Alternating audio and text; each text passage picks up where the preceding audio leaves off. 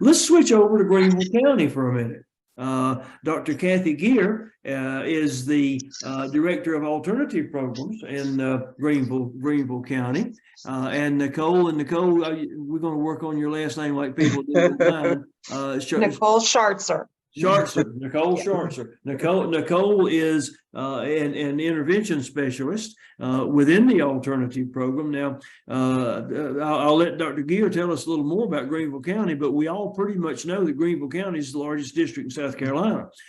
So we're talking big, so compared to the rest of us. So Dr. Gear, tell us a little about Greenville County and particularly where the alternative programs fit in as a program. Sure. Yes. Well, we are located in the upstate, and we have about nearly 78,000 students in our district. Yes, so it's a large district. And demographically, the breakdown is about 50% white, 22% African American, 18% Hispanic and Latino, and 2.5% Asian. And then the rest are just made up of different demographics. The alternative programs in our district are actually all under one umbrella. It's really more of a non-traditional program umbrella. We have what you would consider your traditional middle and high alternative programs as a part of that, but we also have adult education. We have our group homes program that serves the residential facility in the county.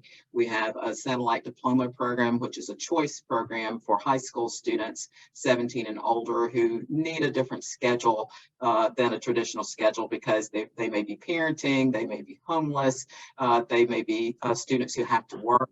And so it's a choice option for them.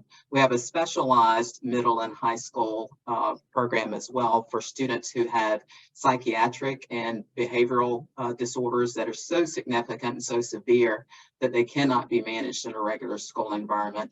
So that's a part of our program offerings as well. So it's kind of a mixed bag, but the benefit of that is that we truly can do what I call triage when we receive students within our programs, because we can draw on any of those programs and any of the expertise of the staff in those programs to be able to put together a plan that really does fit the needs of that particular student.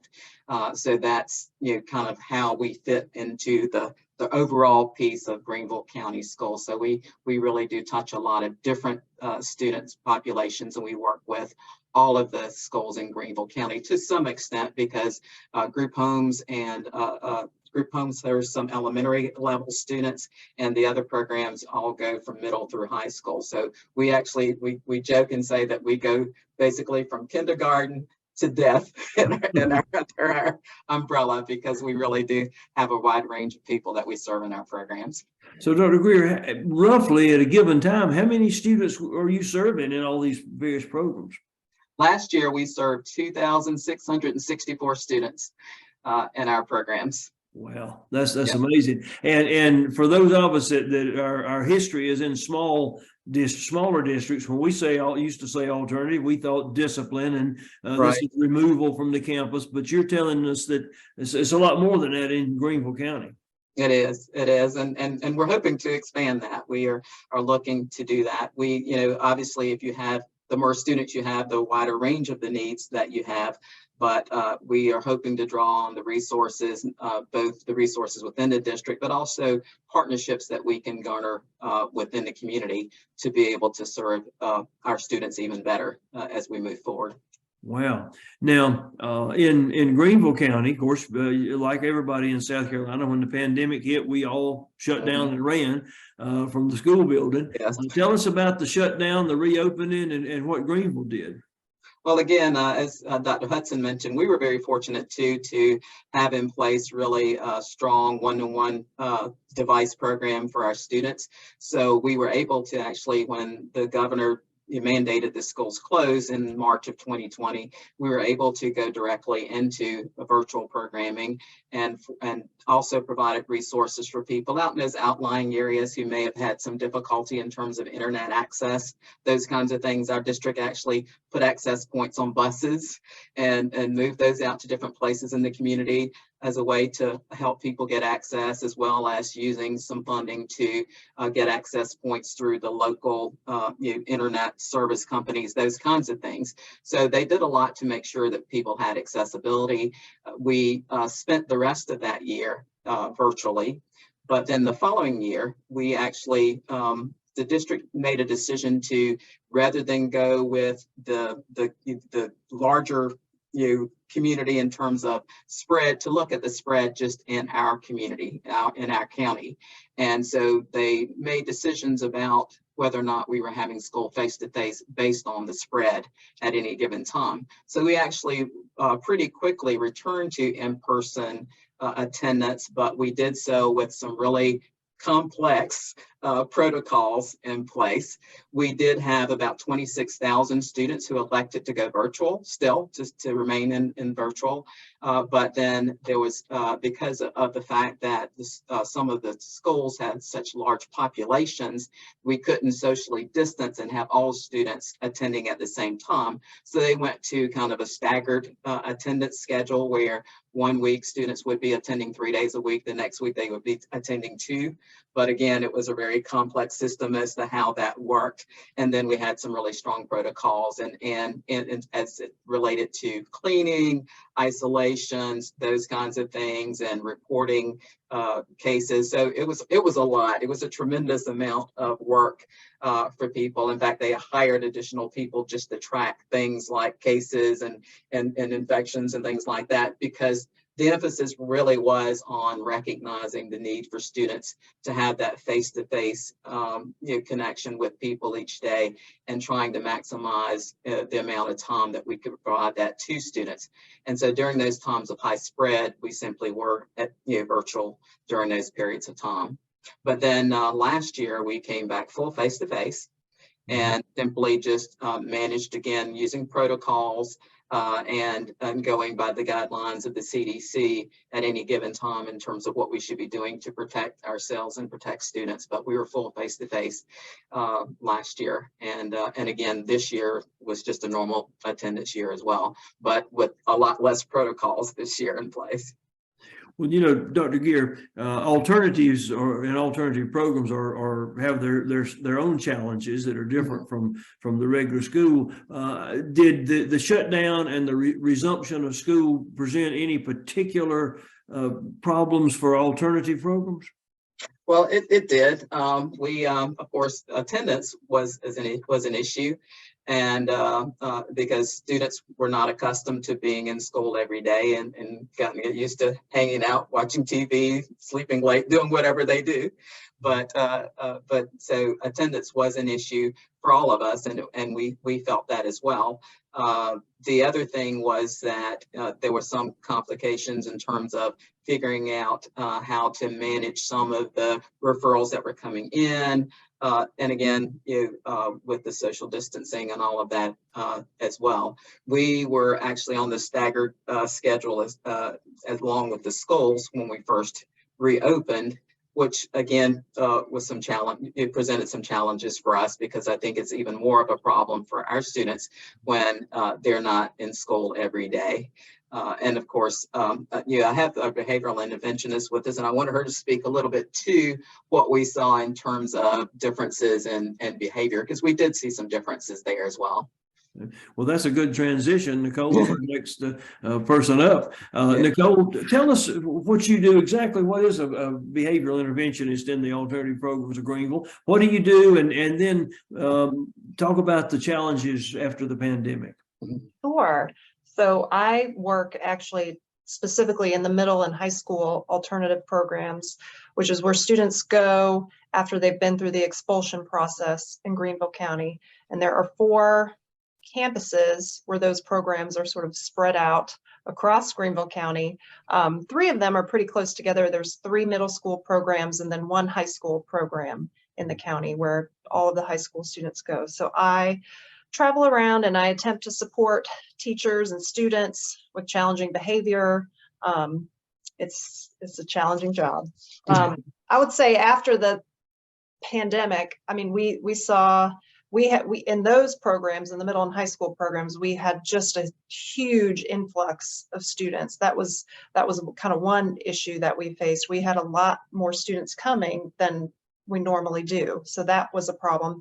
And then the students who were coming were extremely dysregulated, I would say. We saw a lot of anger, a lot of emotions, you know, big explosions. You know, kids just could not calm themselves down. A lot of crying, screaming, you know, walking out, leaving, that sort of thing. A lot of anxiety, a lot of anger, disrespect, defiance, all of those kind of things were just at a heightened level. I think the kids had very, very short attention spans. I know that was a big problem in the classroom, was their attention spans just didn't seem to be there. They couldn't sustain an hour sitting in a classroom for a lesson. And then speaking back to the phone issue that everybody was talking about earlier, I think we also had a big issue because everything was technology based at that point. All of the students had their own computer. We had a lot of issue with just the students being on Google Meets or, you know, calling each other through the Google phone, you know, in the classroom, just constant, yes, peer conflicts with one another. So we had a lot of behavior. So, so your student population grew as you reopened. Is that what I'm hearing? Mm-hmm. Yes.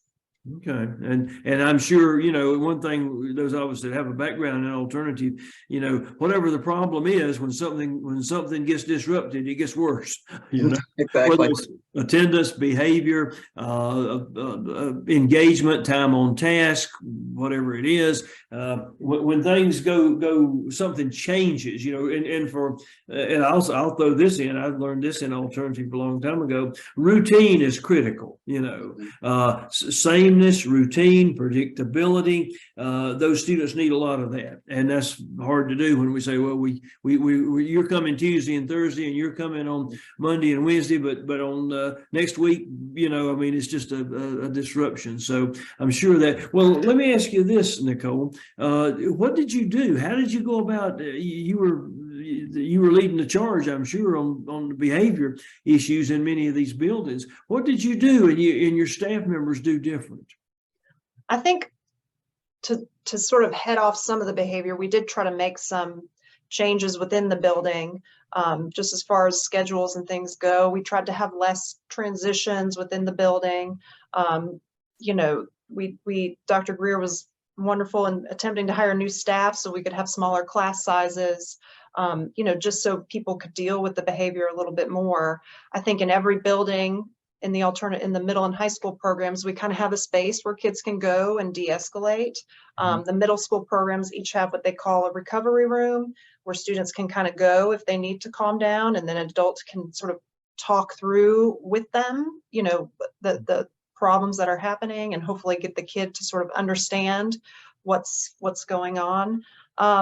We do have a behavioral program we call Level Work here, and we sort of changed that to make it a little more hands-on. That's the program that the kids are actually going through. It's a class that they take throughout the day, and it's sort of explicitly teaching those behavior skills that they need to work on.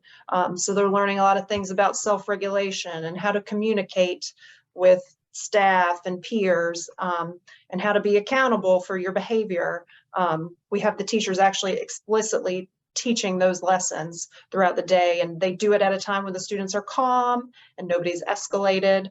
And that's the best way that they learn different behaviors, is by learning it when they're calm, and then they go out and apply it. We did a lot of positive reinforcement too. I think that's a huge focus. That was a huge focus. We had a couple of locations had an actual incentive program, you know, where they were giving out points, and the kids could save their points and buy things, you know, from the school store. We had little snacks, chips and things, or they got extra free time or things like that. We focused a lot on, yes, some mindfulness activities, particularly in the afternoon. It seemed like in every location, things would always get a little heated after lunch. Kids would become more escalated after lunch. So we really worked hard on after lunch, everybody was going to come back and, you know, play some calming music and and learn some breathing techniques and things like that. We have a couple of other, programs that go. We have a yoga instructor that comes in.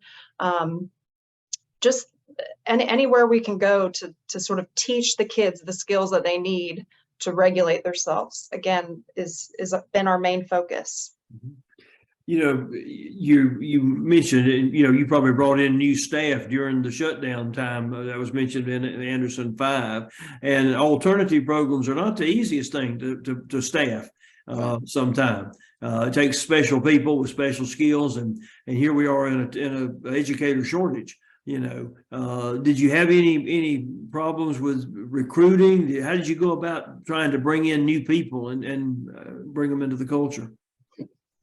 Well, actually, yes, staffing was a challenge for us, and normally it's not. We usually have a very stable staff in our programs, but what we did have a challenge with is that, as she was talking about the difference in terms of students and where we saw changes in students, we also saw changes in adults, and adults had a high level of stress as well, and we saw a reduction in tolerance and some issues for them too, in terms of them being able to effectively manage their own emotions. So we had an unprecedented number in our district of people who went out on FMLA, and that impacted our programs as well. We had people who were out on leave, and so we were short-staffed at some certain times during that year.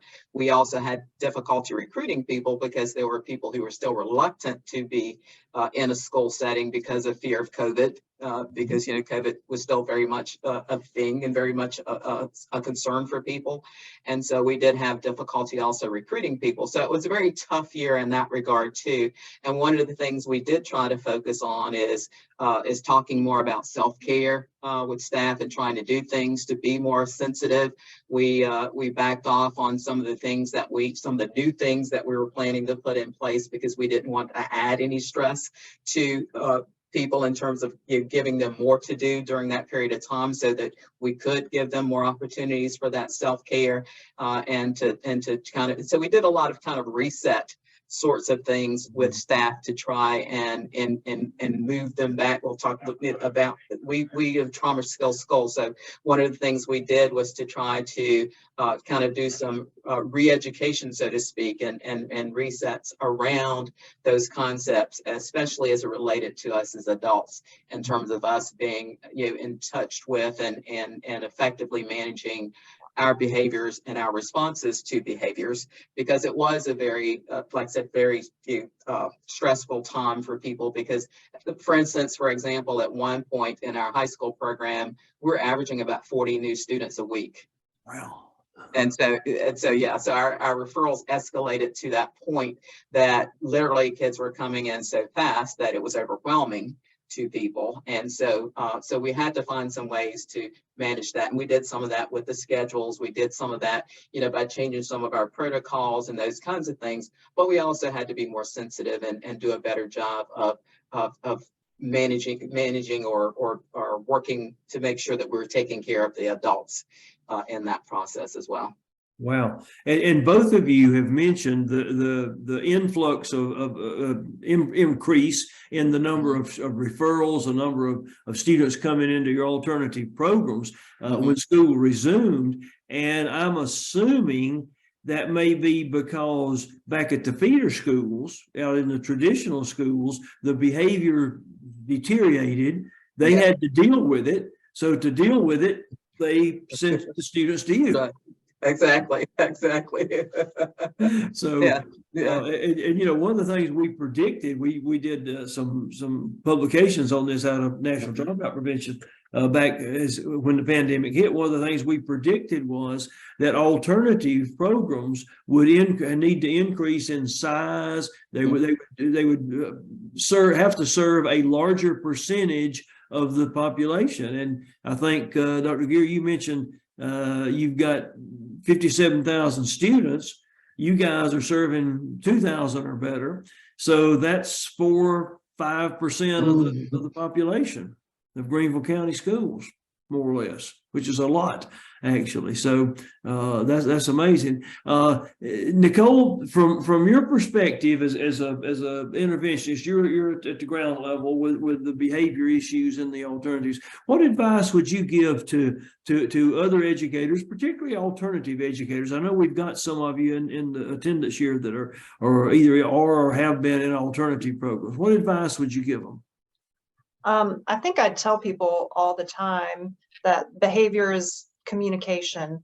And so generally when the students are acting out, they're acting out because they don't know how to express something in the moment, or they're kind of trying to tell you something. And so I think if we can, when we're dealing with behavior, if we can sort of, you know, take the emotion out of it and sort of look at it from the angle of, okay, what are they trying to tell us here? What are they trying to communicate with us? What's wrong in their life, or what's wrong with this situation that's going on for this person, that we can sort of talk them through it and figure out a better solution. I think we have been working really hard on not suspending kids, because we know that, yes, it's not good to send them home. They want to be at home. Many of our students really enjoy being at home.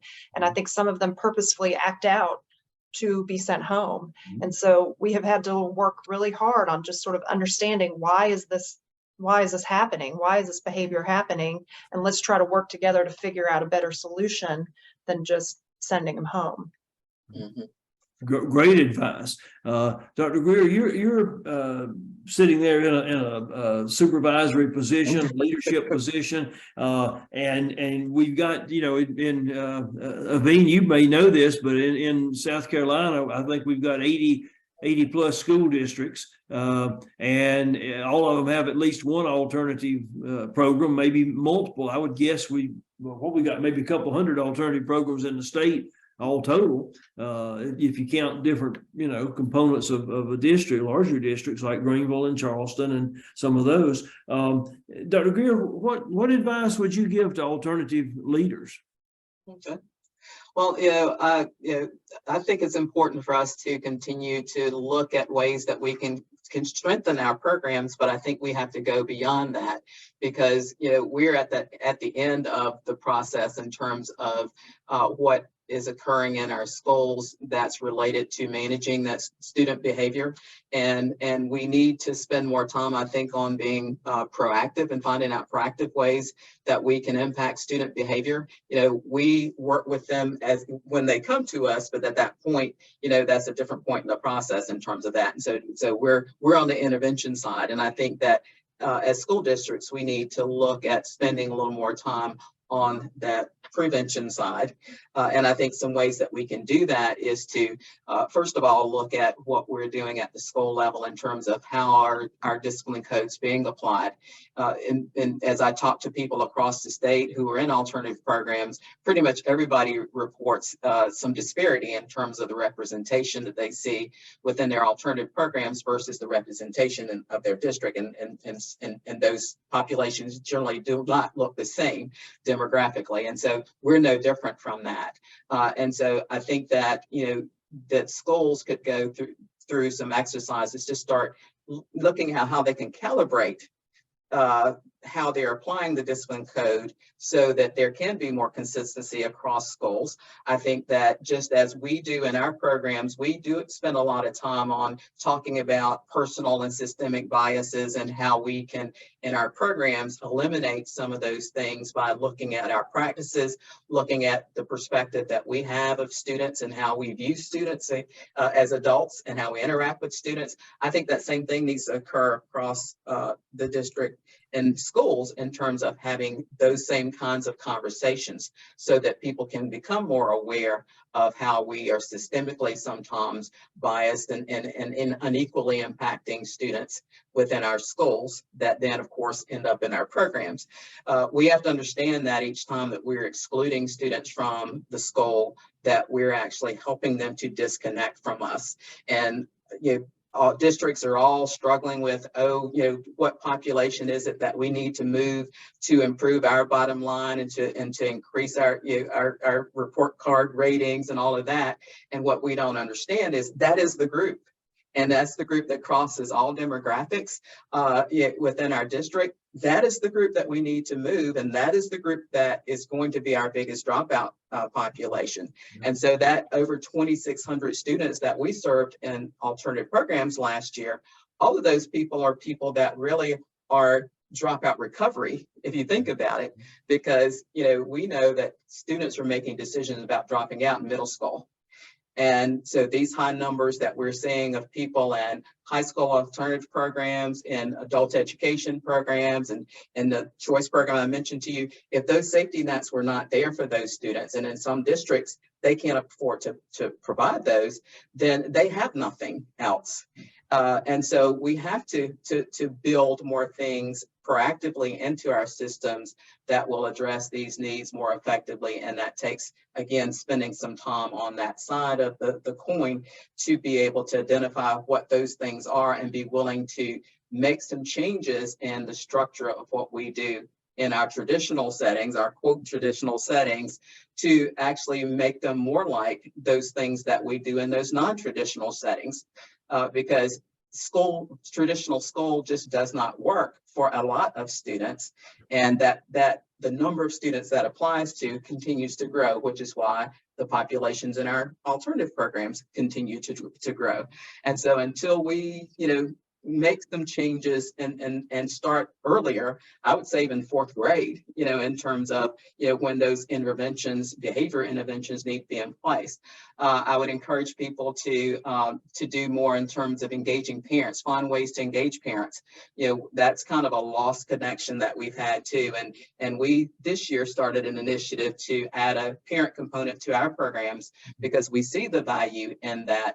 Parents have some leverage that we don't have as educators. They have some influence that we don't have as educators. They also are struggling themselves, and they need some support from us as educators, because many of them want to be engaged in helping us to manage and deal with the problem, because they don't want to be called every day at work to come get their kids from school, but they don't know how. And so we all need to work together and be educated on how we can do that. And so, having initiatives like trauma skills schools, that would be a part of a district-wide initiative that would cause us or require us to have those hard conversations, to look at ourselves more critically and identify those things that we need to do differently, and those attitudes and things that we bring to the table that are counterproductive in doing the work that we're trying to do with students each day. You mentioned trauma skills schools. I know Greenville County their alternative program was the first alternative program in the state of South Carolina to become a trauma skills school, where you went through the training and that sort of thing. Give us a couple of sentences of what's that like? Okay. Well, the beauty of it is it's a tier 1 intervention, so it doesn't require that we know. We know, of course, that there are lots of students who experience stress and trauma, but it doesn't require that we know who that is, because it's all about creating a culture where we use those foundational strategies. We use some purposeful practices to help students develop resilience. And resilience is something that most of us have, but we take for granted that that's something that comes as we mature, and that's not necessarily the case.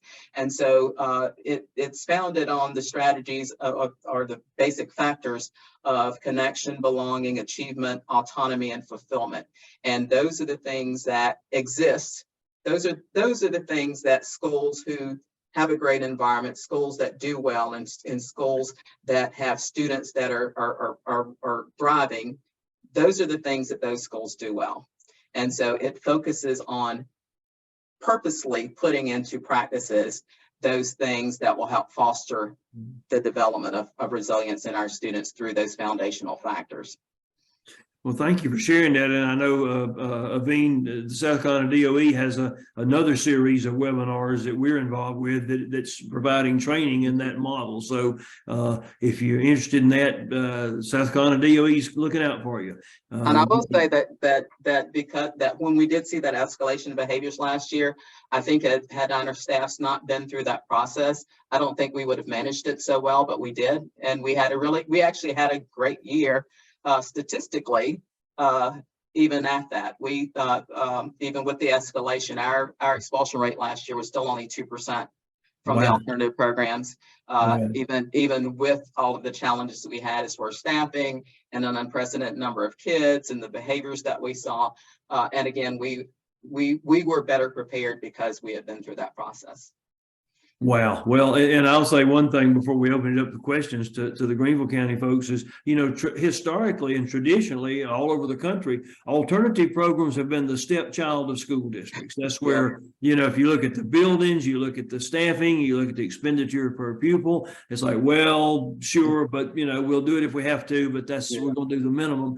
And now we're realizing those students in those alternative programs, those 2,700 students in Greenville, those are either your graduates or your dropouts. Exactly. You know, that's the ones that are on the bubble, if you will, like we used to say academically. They're the bubble kids, and they're going to either make it or not make it.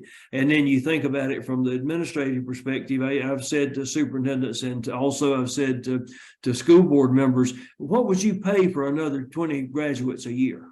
What would that mean to you? How much is that worth to you? And they start counting the numbers and thinking, oh, that's taking me up from 86 to 88% grad rate. What's it going to cost me? And those are the kids. And so we just have to remember that. Let's take a few minutes. I think we've got about probably 15 or so minutes left, at least. What questions or comments do any of you have for the Greenville County folks, for Kathy and Nicole?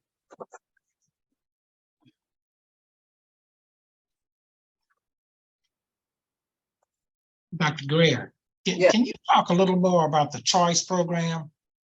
Okay, yes, it's called Satellite Diploma, and it's an opportunity for students. It's run on a proficiency-based waiver, and so students can work at their own pace. They are, we have 4 locations. They're located at the different career centers in the county. And the reason for those locations is that we encourage those students to also participate in the career development opportunities at that center.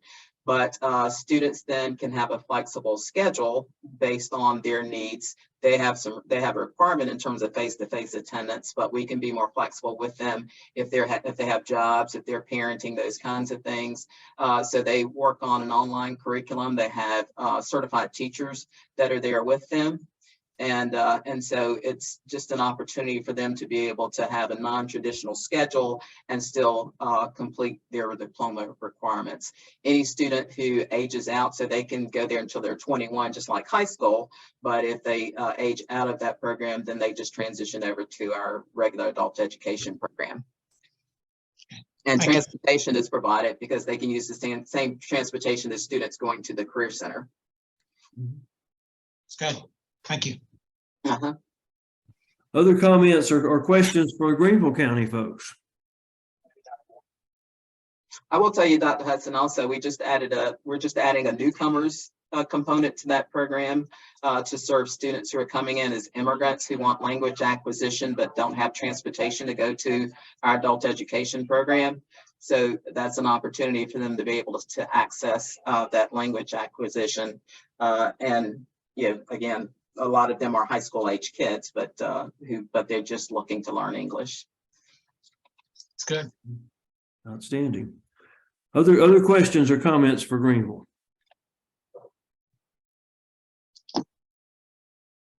Some quiet participants out there. They are. I can see your squares with your names in them. So I know you're out there somewhere. Anyone have a thought or something you've done relative to behavior that's happened in your district that you'd like to share? A challenge or a success story? Hey, my name is Katie Yon, and I'm at a charter school in Greenville.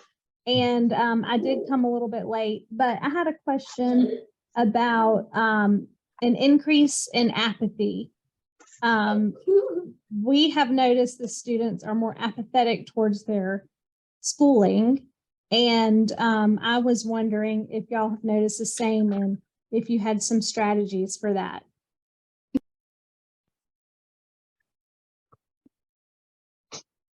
Well, I see that mostly with students who are behind their peers. in terms of graduation. And so one of the things that we do is to sit down with the student to look at what their situation is and what options we can offer to them to help bridge that gap between them and their peers, or them and the time that they should have graduated. And oftentimes when students can see where they can kind of make up for whatever, missteps there were along the way, that seems to motivate them. The other thing is to find out what their interests are, because sometimes students seem to be apathetic because they think there's nothing beyond this anyway.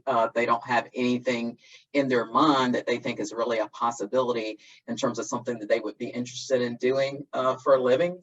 And so oftentimes that's because they have not really been able to connect their strengths with possible professions for them.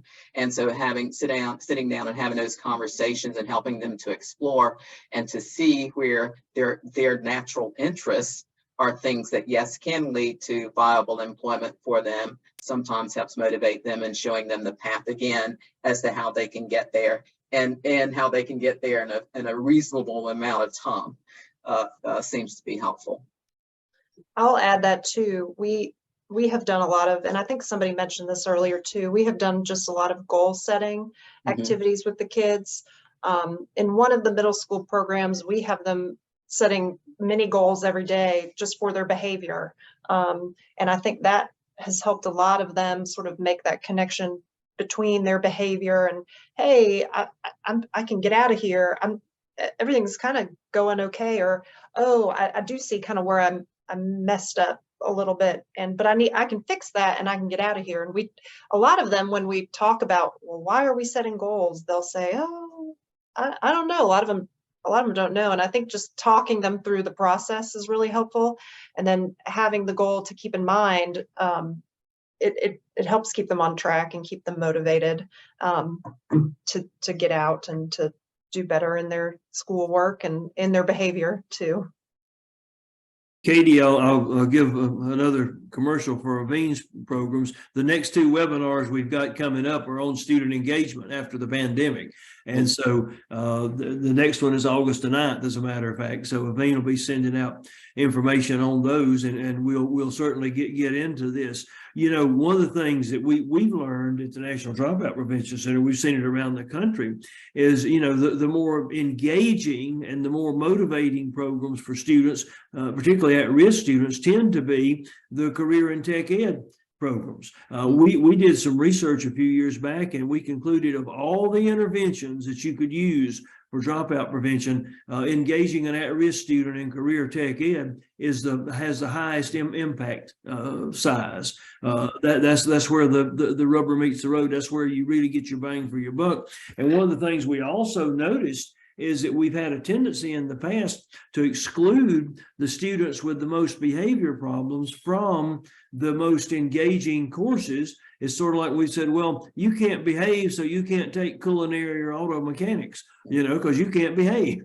And so then they aren't in those programs. And of course, traditionally in alternative programs around the country, in many cases, and this is a hard one to overcome, but we don't allow the students in the alternative programs to participate in the engaging activities back at the home campus, whether it be sports or extracurriculars or clubs or whatever, because they aren't there. And those are hard to offer in the alternative program. So sometimes we've shot ourselves in the foot, so to speak, trying to exclude those students, unfortunately.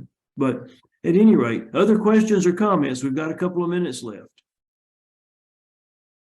I think, Dr. Addis and panelists, coming out of COVID, I think there was a lot of distrust from parents because of what they were hearing from different people and all the stuff on social media. And then, seem to be a lot of attendance problems with kids who don't want to come back, and teachers are very stressed out. And sometimes I think their mood and their stress can carry over to the students in the classroom, and the parents are stressed. And now we're dealing with politicians who are drilling down things like CRT and how to, all that's coming into the class. You have weapons and you know, safety detectors and, you know, violence, gun violence in schools, all that's having an impact on students. So we're trying to peel back all those layers. And I'm glad we have, you know, the things like ACE, the adverse childhood experiences that we can try to build resilience, but there are a lot of things that they're dealing with. And, you know, we know societal ills tend to come right in the front schoolhouse door. So, and I think, Ms. Yon, that creates some of the apathy with the students because it's tough on adults too. Yeah, It is. and I think sometimes students express their expression is something that makes it sound like they're apathetic, but I think part of it is because they're afraid to hope. Excellent points there. Another thing that you know, and Dr. Hudson alluded to this, and we're sort of victims of it.